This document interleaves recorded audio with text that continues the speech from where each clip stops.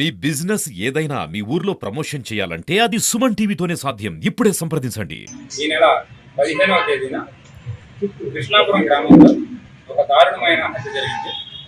రామకృష్ణ అనే టీడీపీకి సంబంధించిన ఒక కార్యకర్తను అత్యంత దారుణంగా వెంకటరమణ అనే వ్యక్తి వైసీపీ కార్యకర్త నడి రోడ్డు మీద దారుణంగా చంపడం జరిగింది.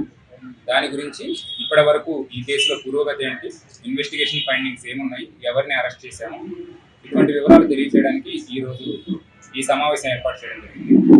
కేసు వివరాల్లోకి వెళ్తుంటే, ఈ రామకృష్ణ గారు రైతు వ్యవసాయం చేస్తున్నారు.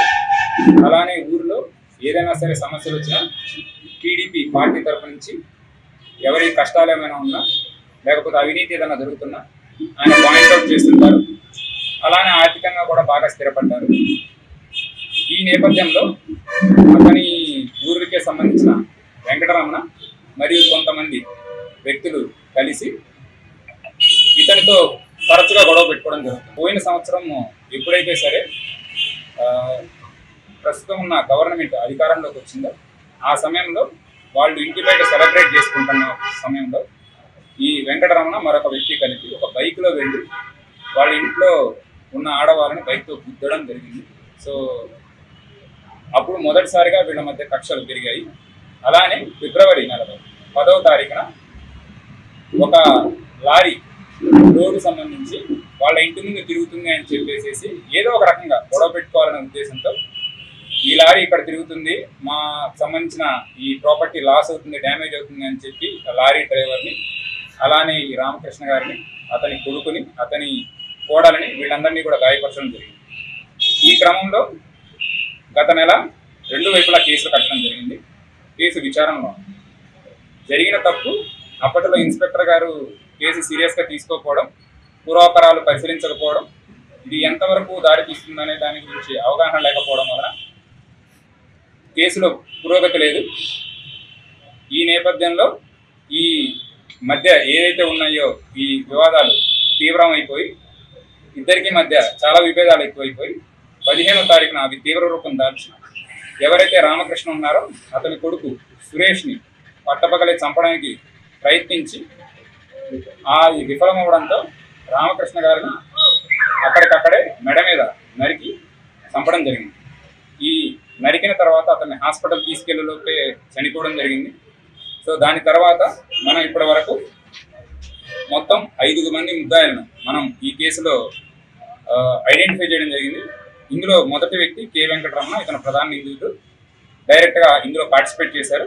రెండో వ్యక్తి పేరు మహేష్, ఇతనికి ఎవరైతే చనిపోయారో ఆ వ్యక్తికి మధ్య చాలా రకాల విభేదాలు ఉన్నాయి రాజకీయ పరంగా.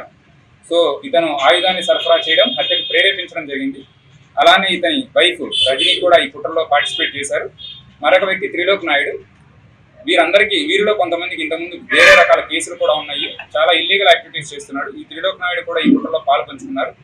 చివరిగా ఎం రెడ్డప్పరెడ్డి, ఇతను రాజకీయంగా ప్రభావశీలి మరియు ఈ దాడికి మొత్తం మూలకర్తగా వ్యవహరించాడు.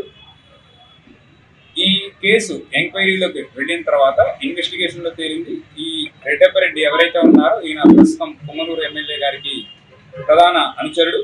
అలానే ఈ హత్యకి జరిగినంతసేపు జరగడానికి ముందు కూడా ఈ నిందితులందరితో కూడా కంటిన్యూస్గా కాల్లో ఉండడం జరిగింది. అందరితో ఎప్పటికప్పుడు కాల్స్ చేస్తూ కుట్రలో చాలా ప్రధానమైన పాత్ర పోషించాడు. వీళ్ళే కాకుండా ఈ రెడ్డప్పరెడ్డి అనే వ్యక్తి అక్కిసాని భాస్కర్ రెడ్డి అండ్ వెంకటరెడ్డి యాదవ్, సంగారెడ్డి మొదలగు వ్యక్తులతో కూడా సన్నిహితంగా ఉంటున్నాడని తెలిసింది. బట్ వాళ్ళ పాత్ర గురించి ఇంకా ఎంక్వైరీ జరుగుతుంది. ఈ నిందితులు ఇదే కాకుండా భూ ఆక్రమణ చేయడం, ల్యాండ్ డిస్ప్యూట్స్లో పార్టిసిపేట్ చేయడం, అలానే కొన్ని కేసుల్లో కూడా ఇంతకుముందు ఇన్వాల్వ్ అయ్యారు. వాటి కేసుల వివరాలు కూడా మేము ఇందులో పొందుపరిచాము. వీళ్ళు ఎవరైతే ఉన్నారో పలు సమయాలలో ఆడవారిని కూడా చేయి చేసుకోవడం జరిగింది. ఒక ల్యాండ్ డిస్ప్యూట్ విషయంలో అదొక కేసు రిజిస్టర్ అయింది. అలానే ప్రత్యర్థులందరినీ కూడా భయభ్రాంతులకు గురి చేస్తున్నారని, అండ్ దానిలో ఒక ప్రధాన కుట్రే ఇది. సో ఇది ఒక ఇన్సిడెంట్గా కాదు, ఇది ఒక లార్జర్ కాన్స్పిరసీలో భాగంగా మాత్రమే ఈ కేసును మేము చూస్తున్నాము. తదుపరి దర్యాప్తు చేయడం జరుగుతుంది. ఎవరెవరైతే ఇన్వాల్వ్ అయ్యారో వాళ్ళందరినీ కూడా అరెస్ట్ చేస్తాము. దీనికోసం ఇంతకుముందు జరిగిన తప్పిదంలో భాగంగా లోకల్ ఇన్స్పెక్టర్ ఎవరైతే ఉన్నారో అతన్ని సస్పెండ్ చేయడం జరిగింది. అలానే ప్రత్యేక బృందాలు ఏర్పాటు చేసి ఇందులో ఎవరైతే A1 అండ్ A5 వెంకటరమణ అని రెడ్డపరెడ్డి ఉన్నాడు. ఇప్పటికే మనం అరెస్ట్ చేయడం జరిగింది. మిగతా ముగ్గురు కోసం కూడా మా ప్రత్యేక బృందాలు తిరుగుతున్నాయి. వాళ్ళని కూడా తొందరలో అరెస్ట్ చేసి మీ ముందు ప్రొడ్యూస్ చేస్తాము. అలానే ఎవరైతే ఇన్వాల్వ్ అయ్యారో వాళ్ళందరికీ ఏమైనా అక్రమ ఆస్తులు సంపాదిస్తే వాటన్నిటినీ కూడా మనం స్వాధీనం చేసుకోవడం జరుగుతుంది. అండ్ ఎవరెవరైతే సాక్షులు ఉన్నారో వాళ్ళందరికీ ప్రొటెక్షన్ ఇస్తాము.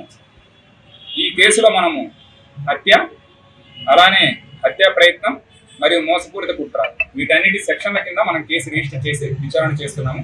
చిత్తూరు జిల్లా పోలీసులు కోరుకునేది ఒకటే, ఇటువంటి జరిగితే మేము క్షమించేది లేదు. ఎవరైనా సరే, డిపార్ట్మెంట్లో అయినా సరే, బయట అయినా సరే, ఈ రాజకీయ కక్షల కోసం ఒకళ్ళ మీద ఒకళ్ళు వైలెన్స్ చేసుకోవడం, అలానే మరేదైనా సరే ఇల్లీగల్ కార్యకలాపాలలో ఉన్నా వీటన్నిటినీ కూడా ఎంక్వైరీ చేస్తాం, బయటికి తీస్తాం.